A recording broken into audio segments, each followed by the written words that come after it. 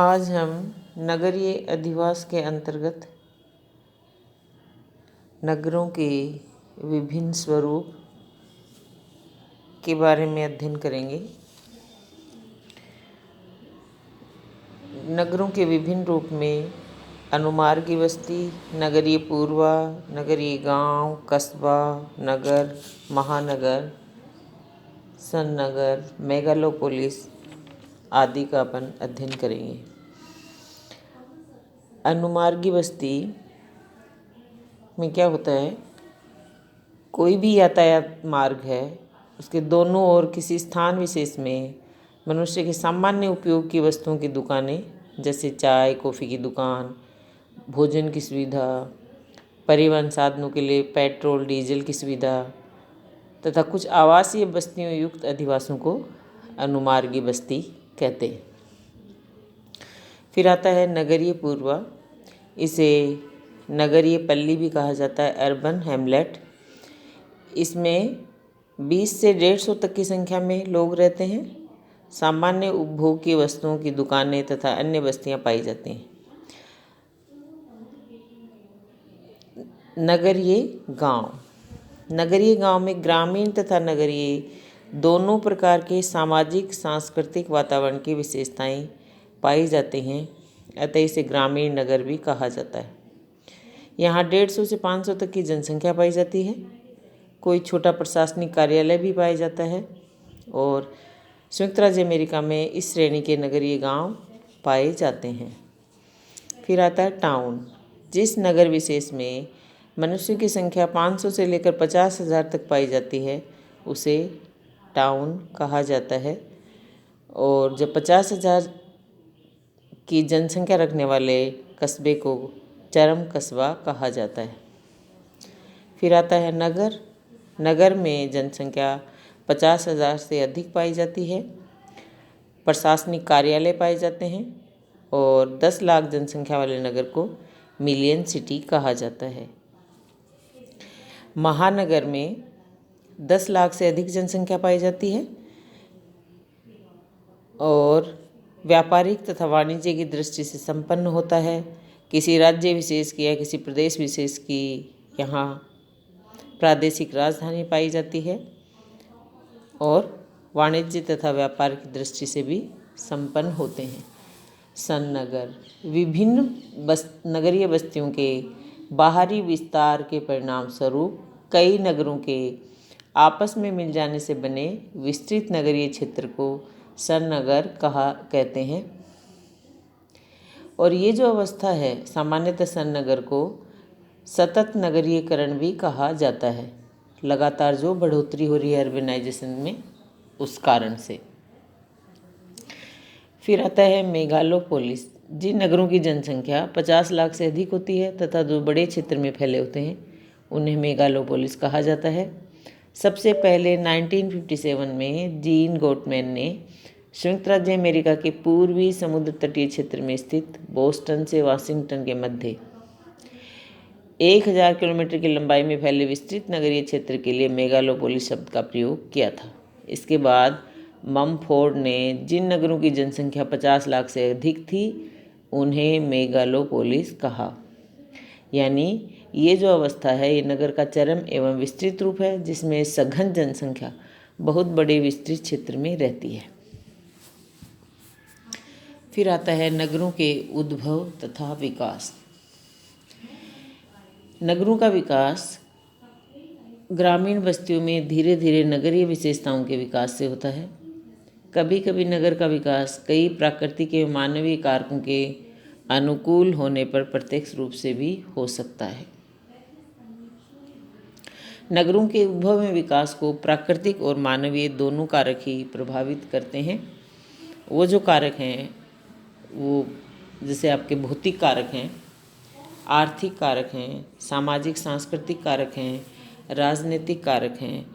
ये जो सभी कारक हैं सामूहिक रूप से नगरों के उद्भव तथा विकास को प्रभावित करते हैं। भौतिक कारक में क्या होगा, जैसे स्थलाकृति आ गई, जलवायु आ गई, जल की जो उपलब्धता है वो आ गई, आर्थिक कारक में क्या होगा, कच्चे माल की प्राप्ति आ गई, परिवहन एवं संचार की सुविधा आ गई, पूंजी है।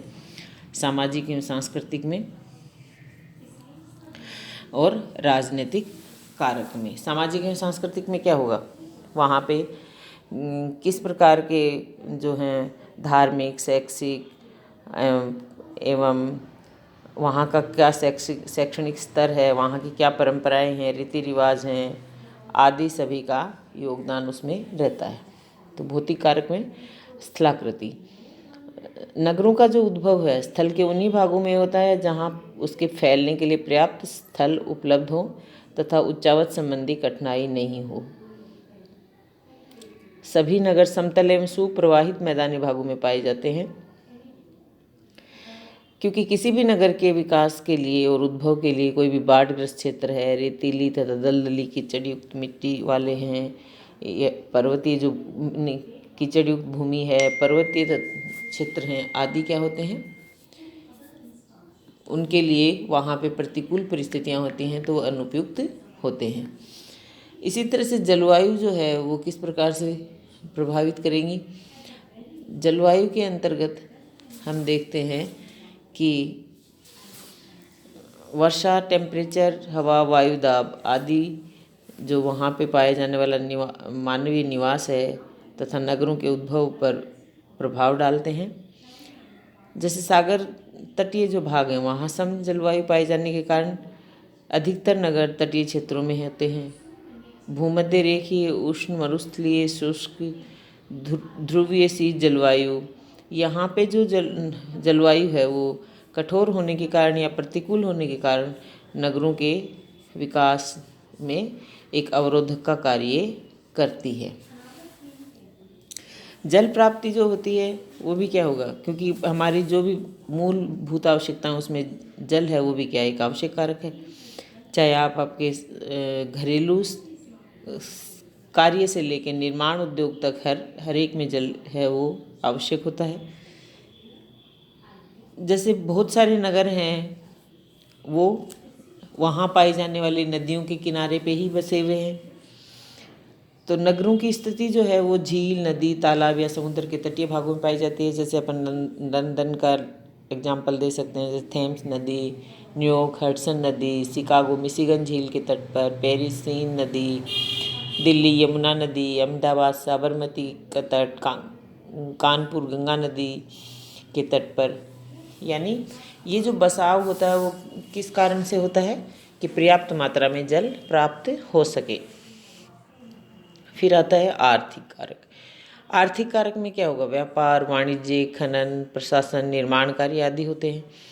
तो ये जो है इसमें जैसे आपके जो भी वहाँ नगर की बसावट है या जो नगर है उसको कच्चे माल की प्राप्ति हो रही है, वहाँ रहने वाले लोगों को उस आधार पे नगर जो होता है वो उसका विकास होता है। परिवहन एवं संचार की सुविधाएं हैं क्या, जैसे कच्चे माल की प्राप्ति को अपन किस तरह से देखें। भारत में भिलाई, बोकारो, जमशेदपुर आदि नगर का विकास लोहा, कोयला, मैंगनीज तथा चूना और पत्थर कच्चे माल की उपलब्धि के कारण लोहा इस्पात नगरों के रूप में हुआ। इसी तरह से अहमदाबाद, मुंबई आदि को अपन सूती वस्त्र उत्पादन के रूप में विकसित होने में कपास का एक महत्वपूर्ण योगदान माना जाता है। यानी कहने का मतलब ये है कि उद्योगों में प्रयुक्त होने वाले विभिन्न कच्चे पदार्थों की उपलब्धि के पास ही नगरों का विकास होता है। परिवहन एवं संचार की सुविधा किस प्रकार प्रभावित करती है, जो भी उत्पादित वस्तु है उसका निर्यात करने और कच्चा माल भी लाने के लिए हमें परिवहन के साधनों की आवश्यकता होती है। तो नगरों का विकास प्राचीन काल में समुद्र के तटीय भागों में अधिक होने का कारण यही था क्योंकि उस समय जल परिवहन यातायात का प्रमुख साधन था। वर्तमान में भी नगरों की स्थिति विभिन्न यातायात के मार्गों पे है, जैसे सड़क, रेल, जल, वायु आदि। टाटा भारत की अगर अपन एग्जाम्पल देखें तो दिल्ली, नागपुर, कानपुर, हावड़ा, टाटा नगर आदि नगरों का विकास रेल परिवहन मार्ग की सुविधा के कारण हुआ। पूंजी जो कि एक आवश्यक कारक है उद्भव और विकास में, किस तरह से निर्माण उद्योग, व्यापार, परिवहन, खनन, वाणिज्य, ये सभी क्रियाएं क्या हैं, बिना पूंजी के नहीं हो सकती। इसके अतिरिक्त अन्य जो आवश्यकताएं हैं वहाँ बनाने के लिए जो बिल्डिंग्स हैं, रोड्स हैं, रोशनी, लाइट और जल पूर्ति आदि सुविधाओं के विकास के लिए भी पूंजी जो है वो एक प्रमुख कारक है। तो पूंजी भी अपना एक महत्वपूर्ण रोल अदा करती है नगरों के विकास के लिए। सामाजिक एवं सांस्कृतिक कारक जो हैं वो किस तरह प्रभावित करेंगे। विश्व के विभिन्न प्रदेशों में स्थित नगरों के उद्भव में समाज की विभिन्न परंपराओं, रीति रिवाज, मान्यता, धार्मिक विश्वास, शैक्षणिक स्तर आदि कारकों का भी प्रमुख योगदान रहता है। धार्मिक, शैक्षिक, स्वास्थ्य, मनोरंजन केंद्र, पर्यटन केंद्र आदि नगरों का विकास समाज की विभिन्न परंपराओं के आधार पर होता है। और ये जो कारक हैं वो एक किसी भी नगर के विकास के लिए प्रमुख भूमिका निभाते हैं। राजनीतिक कारक, किसी राज्य या देश की सरकारी नीति का भी नगरों के विकास पर प्रभाव पड़ता है। जैसे कि देश के विभिन्न भागों में पंचवर्षीय योजनाओं के द्वारा सड़क निर्माण, रेल मार्गों का निर्माण, उद्योगों की स्थापना पर बल दिया गया, जिसके कारण नगरों का विकास क्या हुआ, तीव्र गति से हुआ। और जो एक मतलब प्रशासन को सुचारू रूप से संचालित करने के लिए जो उपखंड, तहसील आदि छोटी प्रशासनिक इकाइयां जो होती हैं उनके निर्माण से भी नए नगरों का विकास तेजी से होता है। और कोई भी जैसे देश की राजधानी है या किसी राज्य की राजधानी है, उसका भी क्या होता है, विकास है वो तीव्र गति से होता है, क्योंकि उसको ज़्यादा संसाधन प्राप्त होते हैं। तो आप चाहे जयपुर का नाम ले सकते हो, आप दिल्ली का नाम ले सकते हो, आप चंडीगढ़ का नाम ले सकते हो, आप कोलकाता का नाम ले सकते हो, बेंगलोर का, इन सभी नगरों का विकास के पीछे भी ये कारक भी कार्य करता है। अब आता है नगरीय अधिवासों के प्रतिरूप।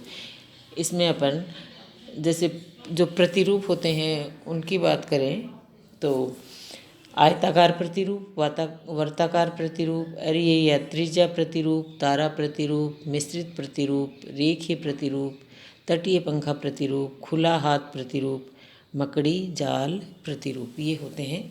और इनका अध्ययन अपन नेक्स्ट वीडियो में करेंगे।